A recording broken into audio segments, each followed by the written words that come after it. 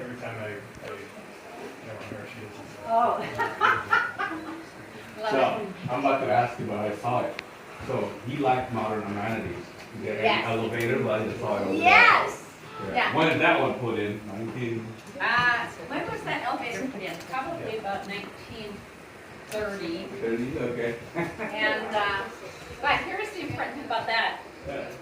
I am allowed to walk off the tour mats sometimes. I'm sorry that you can't as well, but I won't get in trouble for this. So he asked Julia Morgan to design a 2-story house originally. Then he changed his mind and wanted 3 stories and then 4. So when it was going to be 2 stories, there was no need for an elevator. But 3 and 4, yes, there was.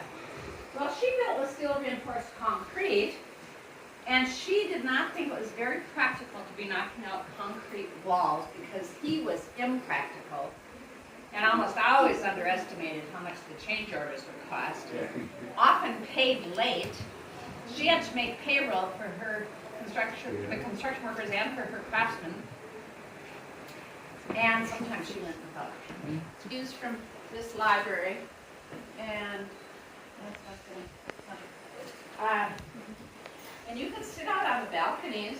And there are balconies on each side too, and enjoy the views of the ocean and the estate up there. It's a really good question. The British Museum has what's called the Elgin Marbles, and Athens wants them back. They're marble, it's a marble bas-relief, I think, or frieze that came from the Parthenon in Athens.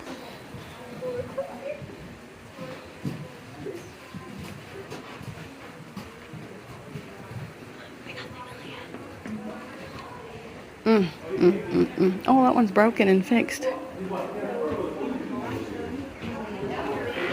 Largest media empire that he built. He was a media man, a media mogul,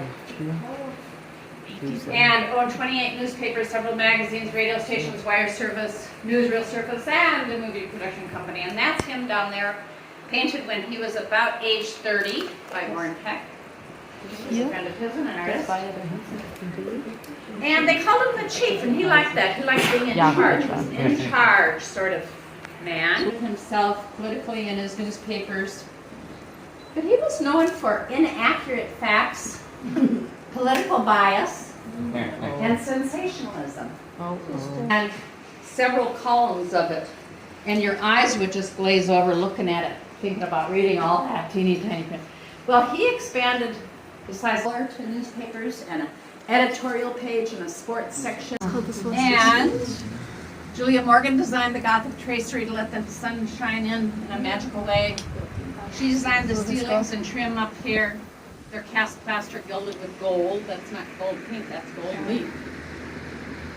And a question about how it worked to be up this high and still have the water system work. Well, Julia Morgan designed the water system such that the water comes from 3 mountain springs 5 miles east of here. It flows into a reservoir. If you look out the window,